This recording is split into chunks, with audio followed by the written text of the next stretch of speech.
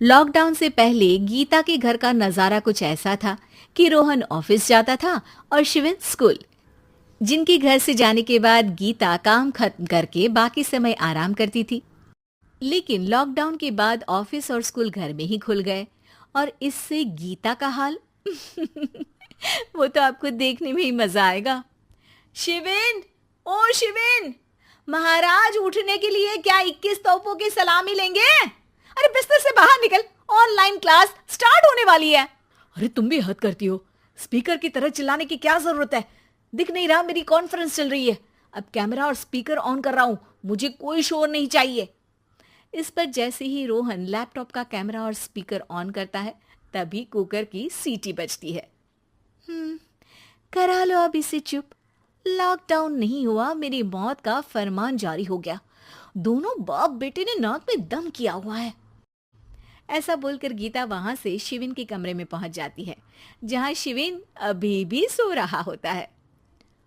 ओ आलसी, अब अगर 5 मिनट में नहीं उठाना तो आज तेरा गेम और यूट्यूब कैंसिल। माँ की बात सुनकर शिविन बिना 1 मिनट गंवाए उठ खड़ा होता है। उठ गया, अभी नहाकर भी आता हूँ। ये नाटक कहीं और, मुंह पर गीला कपड़ा मार और पढ़ने बैठ। शिविन की ऑनलाइन क्लास स्टार्ट हो जाती है, जिस पर गीता उसे वहां बिठाकर रसोई में चली जाती है। थोड़ी देर में उसे कमरे से कुछ आवाज सुनाई देती है, जिसे सुनकर वो कमरे में वापस आती है। हाय राम, तुझे क्लास अटेंड करने के लिए बोला था, कैमरा ऑफ करके बिस्तर पर नाचने के लिए नहीं बोला था। मम्मी मुझे कुछ समझ नहीं आ रहा, आप बाद में पढ़ा देना ना। वैसे भी अटेंडेंस तो लगी गई है। हाँ हाँ बेटा, जरूर बन जा। तू अभी से हम सबका बाप बन जा। अरे नहीं मतलब कहाँ से लाते हो इतना दिमाग, और पढ़ाई करते हुए ये चला कहाँ जाता है? नाइस क्वेश्चन, दिमाग से पूछकर बता दूंगा। शिविन की बातों से परेशान होकर गीता उसे मारने के लिए जैसे ही आगे बढ़ती है तभी वो कमरे से बाहर भाग जाता है। अब शिविन आगे आगे और गीता हाथ में चप्पल पकड़े उसके पीछे पीछे पूरे घर में दोनों घूम रहे होते हैं। इसी बीच वो रोहन के पास पहुंच जाता है और शिविन को मारने वाली चप्पल रोहन के लैपटॉप पर जाकर गिरती है। ओए माँ! मम्मी, अब पापा को चप्पल मार रही हो? वो आज तक के रिपोर्टर, चुपचाप जाकर क्लास अटेंड कर ले, नहीं तो अगली तेरे पीछे लगेगी। इस पर शिविन वहां से चला जाता है, जिसके बाद रोहन गीता से कहता है, इस सर्कस के लिए कुछ बोलना चाहोगी? अरे क्या करूं, जब से तुम दोनों घर में रहने लगे हो घर अपने आप ही सर्कस बन गया है और मैं तुम्हारी नौकर। कभी बेटी को संभालो तो कभी बाप के नखरे उठाओ। इन्हीं सब उथल पुथल में दिन बीतते रहते हैं, जिसमें हर रोज घर के अंदर कुछ नया सियप्पा खड़ा मिलता है, जो ज्यादातर शिविन और रोहन की ऑनलाइन स्कूल और ऑफिस से रिलेटेड ही होता है। एक सुबह, शिविन चल उठ, आज की क्लास जल्दी है। कैमरा ऑफ करके आप अटेंड कर लो। अरे ऐसे छित्तर पड़ेंगे दादी नानी सब एक साथ याद आ जाएंगी।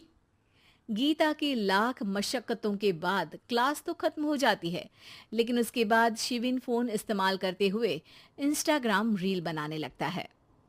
रसोड़े में कौन था? तुम थी, मैं थी, कौन था? कौन था? हाँ, मैं गरीब हूँ, मैं गरीब हूँ। अरे ओ गरीब के बेटे, आजा, मैं बनाती हूँ तुझे गरीब। मैं बताती हूँ रसोड़े में कौन था। पढ़ाई करने बोलो तो इनकी माँ मर जाती है और ये पागलपंतियां जितनी मर्जी करा लो। गीता शिविन को डांट रही होती है, तभी रोहन बीच में बोल पड़ता है। अरे बच्चा ही तो है, इतना गुस्सा क्यों कर रही हो? बेटे का साथ देने की इसी एक कोशिश में अब शिविन के साथ साथ रोहन भी गीता के गुस्से की सूली पर चढ़ जाता है। अगर बेटे पर इतना ही प्यार आ रहा है तो इसे क्लास अटेंड क्यों नहीं कराते, इसका होमवर्क क्यों नहीं कराते? उस समय तो बहुत जल्दी मीटिंग आ जाती है, वो काम मैं करूं और यहाँ इस बेफिजुली की चीज में तरफदारी करके बन जाओ महान। हे भगवान, कोई तो इनके ऑफिस और स्कूल खुलवाओ, मैं इन्हें और घर में नहीं सह सकती। अरे कुछ और मांग लेती, क्योंकि तुम्हारी ये विश इस साल तो पूरी होने से रही, कोरोना। हाय नास बेटे ने जिंदगी ही बर्बाद कर दी। खाए कोई पचाए कोई, कल मुझे चुन चुन कर सबको मेरी बद्दुआ लगेगी। उन्होंने दुनिया का और इन बाप बेटे दोनों ने मेरा जीना मुश्किल कर दिया। गीता वहां से चली जाती है, जिसके बाद रोहन शिविन से कहता है, अरे तुम्हारी मम्मी इतनी भड़की हुई क्यों है? आपकी वजह से पूरा समय घर में रहते हो और उस पर कोई काम कराने की जगह बस ऑर्डर देते रहते हो। अच्छा बेटे, सारा इल्जाम मुझ पर, पूरा दिन तो वो तुम पर ही चिल्लाती है। हाँ, मतलब दोनों का 50-50 है, कुछ करना पड़ेगा। वो कहते ना, make the best out of worst. I have an idea. वैसे तुम्हारी माँ सही कहती है, बहुत जुबान चलाने लगे हो, कम बोला करो।